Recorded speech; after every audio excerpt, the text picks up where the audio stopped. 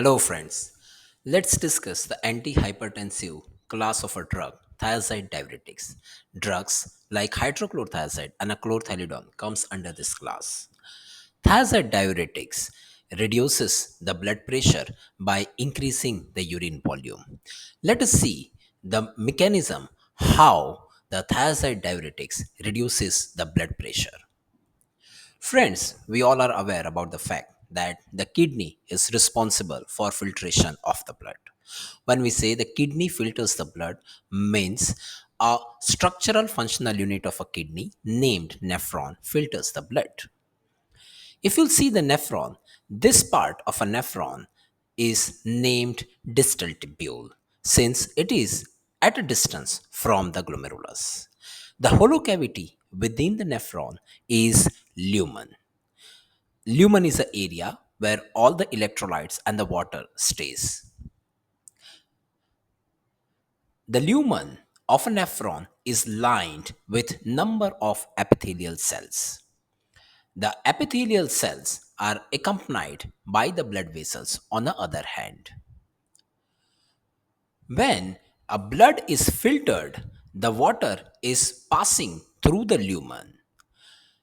Along with the water, the electrolytes like sodium, chloride, potassium, all electrolytes are present within the nephron. Now, nearly about 180 liters of blood is filtered every day. But we are making just 1 to 1.5 liters of urine every day. Rest all water is getting back to the blood vessels. The process is known as reabsorption. So let us see how this reabsorption process taking place. For this, let us see this area. This is a lumen, as I said. Within a lumen, you have all the electrolytes like sodium, chloride, and a water present within it.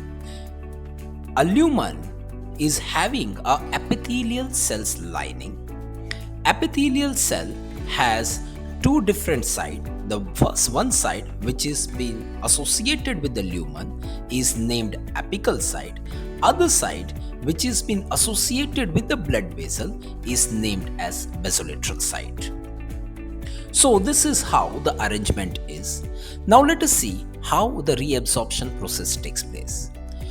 On an apical side of an epithelial cell, there is a pump present, sodium chloride symporter. This sodium chloride symporter is responsible for taking both sodium and chloride from the lumen into the cell. So this is how the sodium enters, this is how the chloride enters into the epithelial cell with the help of sodium chloride symporter. The pump is also known as sodium chloride co-transporter.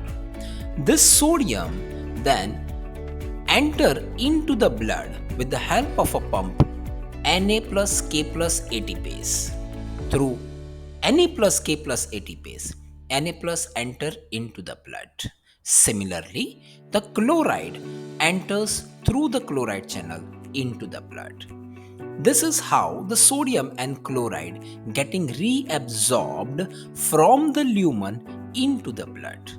Now, sodium and chloride both are responsible for creating a osmosis, means they will attract the water towards them.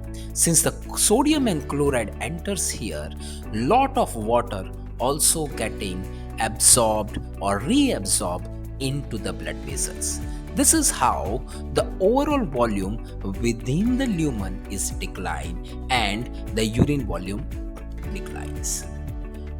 Now, once a sodium and chloride enters into the blood, it increases the blood volume. If the blood volume increases, the blood pressure automatically increases.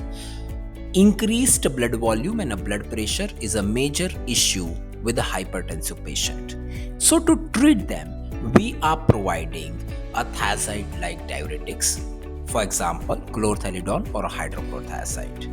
How this diuretics decreases the volume of reabsorption and increases the urine volume. This thiazide diuretic simply goes to the sodium chloride importer or NCC sodium chloride co-transporter pump and it blocks the pump. Once it blocks it, means no sodium or chloride can enter into the epithelial cell and subsequently into the blood. Since the sodium and chloride do not enter into the cell and into the blood, no osmosis is created and the water remains within the lumen. So all water remains within the lumen, a less amount of a water is getting reabsorbed. So the water which remains within the lumen simply get excreted out into the urine. So your urine volume increases, blood volume decreases, so the blood pressure decreases. Thiazide diuretics work on sodium chloride importer pumps present on the distal tubule.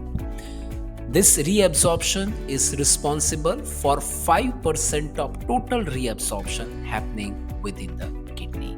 So thiazide diuretics responsible for inhibiting the 5% reabsorption of water, and so the urine volume increases and the blood volume decreases. Thanks for watching. If you like it, please share and subscribe.